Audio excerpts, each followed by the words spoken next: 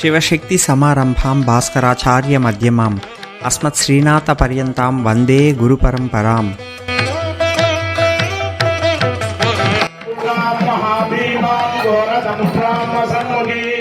చతుర్భుజాంగముండవరాభయకరాం శివాం ముండమాలాధరాం దేవీం నడదిగ్వాం దిగంబరాం ఏవం సంచిందయేత్కాళీం శ్మశానాలయవాసినీం.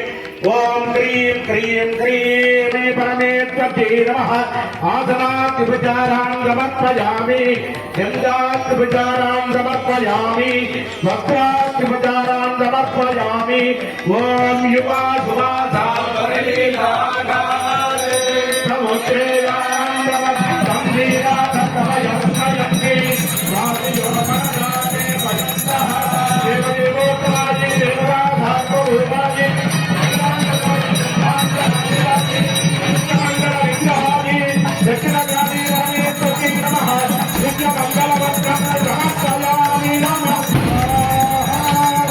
గత పార్ట్ 4 వీడియోలో బండాసుర వధ ప్రారంభించుకున్నాం. బండాసురుడు పెట్టే బాధలకు దేవతలు పరమేశ్వరుని వేడగా తాను మహాయాగాన్ని చేయడం, చిదగ్నికుండాన్ని రగల్చడం, అందులో మహాశక్తి ఆవిర్భవించడం, వచ్చిందే మొత్తం సృష్టి స్థితులను లయాన్ని చేసి ప్రతి సృష్టి చేయడం. ఇక్కడ వరకు పార్ట్ 4లో తెలుసుకున్నాం. ఆ తరువాతి విశేషాలను, కామాక్షి కంచిలో ఎలా వెలిసిందో, అలాగే కామాక్షి ఆలయంలో ఉన్న మహాబిలాకాశం యొక్క రహస్యాలను పార్ట్ 4 తర్వాతి భాగం ఈ పార్ట్ 5లో తెలుసుకుందాం. అంతకంటే ముందుగా ఈ పార్ట్ 5 చూడడానికి ముందు పార్ట్ 4 చూసిన తర్వాత దీన్ని చూస్తే నేను చెప్పేటువంటి విషయాలు మీకు బాగా అర్థమవుతుందని చెప్పి ఆశిస్తున్నాను.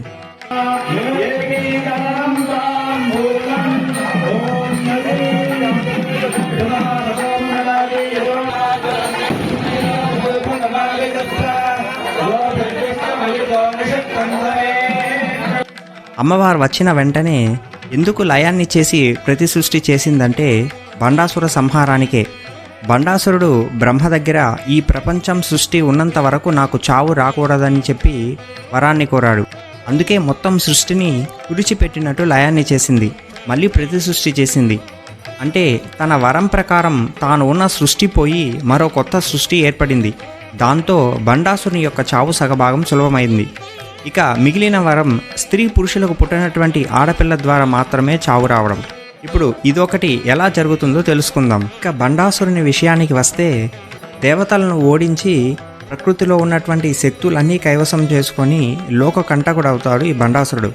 దేవతలందరూ బృహస్పతి యొక్క సలహా మేరకు హిమాలయ పర్వతాలకు వెళ్తారు. అక్కడ కైలాసానికి ఉత్తరం వైపు ఉన్న గోముఖం క్షేత్రానికి వెళ్తారు. అక్కడ మహాబిలం ఒకటి ఉంది. ఇది బృహస్పతి చెప్తున్నారు దేవతలకి తమని తాము కాపాడుకోవడం కోసం ఈ మహాబిలం ఉంది అనేటువంటి రహస్యాన్ని. మానస సరోవరం దగ్గర గంగ ఉత్పన్నం అయినటువంటి చోటు కైలాసం, వ్యక్తమైనటువంటి చోటు గోముఖం.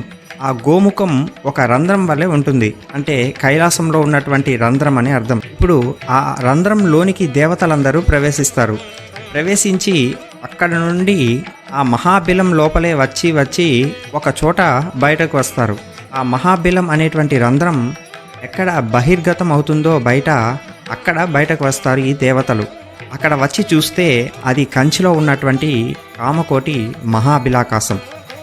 గోముఖం దగ్గర బిలంలో నుంచి కామకోటికి వచ్చారు. అలా బయటకు వచ్చినటువంటి దేవతలు గోముఖ క్షేత్రంలో మానస సరోవరం దగ్గర ఉన్నటువంటి బిలమేమి, ఇక్కడ ఉన్నటువంటి బిలమేమని ఆలోచిస్తుండగా అక్కడే ఒక మహాత్ముడు తపస్సు చేస్తూ కనిపిస్తాడు ఈ దేవతలకి. ఎవరంటే సాక్షాత్తు పరమేశ్వరుడే. ఇప్పుడు పరమేశ్వరుడే స్వయంగా ఈ బిలం యొక్క విశేషాలను దేవతలకు చెప్పడం ప్రారంభిస్తాడు. ఏమని అంటే, ఈ భూమికి గోవు యొక్క ముఖంలాగా ఉంటుంది కనుక పైన గోముఖ క్షేత్రం, అలాగే శ్రీపురం అనేటువంటిది శిరస్సు యొక్క స్థానం, హిమాలయాలు కంఠస్థానం, అలాగే కేదారము ఉదరస్థానం, వారణాసి వెన్ను, తిరువారూరు కమలాలయం అంటే మూలం, కాంచీపురం అనేటువంటిది కటిస్థానం. ఇది మొత్తం భూమి యందు ప్రసరించేటువంటి శక్తి, చిత్శక్తి శక్తి. మనం కూర్చుంటే మన శిరస్సులో నుండి సహస్రారం నుండి మూలాధారం వరకు ఎలా అయితే కుండలిని శక్తి ప్రసరించబడుతుందో, అలాగే పై బిలం నుండి ఈ కింద కంచిలో ఉన్నటువంటి బిలం వరకు కూడా శక్తి ప్రసరించబడుతుంది. వీటన్నిటిల్లో హృదయస్థానం అనేటువంటిది ఎక్కడుంది అంటే చిదంబరంలో ఉంది అని చెప్పి సాక్షాత్తు పరమేశ్వరుడు దేవతలకు ఈ 2 బిలాల యొక్క విశేషాలను వివరిస్తాడు. అదే కామకోష్ట బిలద్వారం. అలాగే పరమేశ్వరుడు స్వయంగా చెప్తాడు, మీరందరూ ఈ బండాసుని యొక్క బాధల నుండి తప్పించుకోవడం కోసం ఈ బిలానికి చివర్లో ఒక వృక్షం అనేటువంటిది ఉంది. ఆ వృక్షంలో మీరు రాక్షసులకు దొరకని రూపాల్లో ఉంటూ ఆ వృక్షంలోనే అమ్మవారిని ఉపాసించండి అని చెప్పి చెప్తాడు పరమేశ్వరుడు. ఆ వృక్షమే చంపక వృక్షం. ఇప్పటికీ మీరు కామాక్షి అమ్మవారి ఆలయంలో ఈశాన్య భాగంలో ఒక స్థల వృక్షం చూడవచ్చు. ఆ వృక్షం స్థానంలో ఉన్నటువంటి చంపక వృక్షంలోనే దేవతలున్నారు. అలాగే మీరు అమ్మవారి దర్శనం అయ్యి బయట వచ్చి గుడి ప్రదక్షిణ చేస్తే తెలుస్తుంది గుడి చుట్టూ ఎన్ని చిలుకల గూళ్ళు ఉన్నాయో, అక్కడ ఇప్పటికీ ఎన్ని చిలుకలు ఉన్నాయో. ఇప్పటికీ దేవతలు అమ్మవారిని అదే చిలుకల రూపంలో ఉండి నిరంతరం ఉపాసిస్తుంటారని ప్రతీతి. ఇదొక కారణమైతే ఇంకొక కారణం ఉంది. ఎక్కడైతే రాజశ్యామల ఉంటుందో, రాజశ్యామల ఉపాసన జరుగుతుంటుందో, రాజశ్యామల భక్తులు ఉంటారో అక్కడ చిలుకలు ఉండి తీరుతుంది. అంటే దీనికి ప్రత్యక్ష ఉదాహరణ నేనే. రాత్రి రాజశ్యామల పూజ చేసి పడుకుంటే తెల్లవారుతో టెర్రస్ పైకి వెళ్తే ఎక్కడి నుండి వస్తాయో అప్పటి వరకు లేని రాని చిలుకలు ఒక్కసారిగా వస్తాయి. ఇక్కడ వీడియో చూపిస్తున్నాను చూడండి. ఇంకా పక్కన చాలా చెట్లు ఉంది, అక్కడ ఎక్కడా వెళ్ళదు. ఇంటి పైన లేదంటే పక్కన ఉన్నటువంటి చెట్టు పైన వచ్చి వాలిపోతాయి. ఎక్కడైనా చిలుకలు ఉంది అంటే అక్కడ ఆ ప్రదేశంలో ఎక్కడో ఎవరి ద్వారానో శ్యామల ఉపాసన, శ్యామలకు సంబంధించినటువంటి ఏదో ఉంది అని చెప్పి గ్రహించాలి. మరి మామూలుగా ఒకరి దగ్గర రాజుగారు ఉన్నారు అంటే అక్కడ ఖచ్చితంగా మంత్రి ఉంటాడు. రాజుకు కావాల్సింది, నిరంతరం చూసుకోవాల్సింది మినిస్టర్, మంత్రినే కదా. మరి ఇప్పుడు కంచిలో ఉన్నటువంటి రాజు సాక్షాత్తు కామాక్షి మహాత్రిపుర సుందరి. మరి రాజు ఉన్నారంటే తన మంత్రి రాజశ్యామల. మహాత్రిపుర సుందరి యొక్క కుడివైపున మంత్రిని దేవత రాజశ్యామల ఉంటుంది. మరి ఇప్పుడే చెప్పుకున్నాం, శ్యామల ఉపాసన జరిగే చోటు, శ్యామల ఉపాసకులు ఉన్న చోటు చిలుకలు వస్తుంది అని. మరి సాక్షాత్తు రాజశ్యామలే సుఖాసీనురాలై తిష్ట వేసుకొని కూర్చొని ఉంది కామాక్షికి కుడివైపు ఆలయంలో. అలాంటప్పుడు అక్కడ చిలుకలు ఉండవా అండి? చెప్పండి, ఉండి తీరుతుంది. అందుకే కామాక్షి ఆలయంలో విపరీతంగా చిలుకలు ఉంటాయి.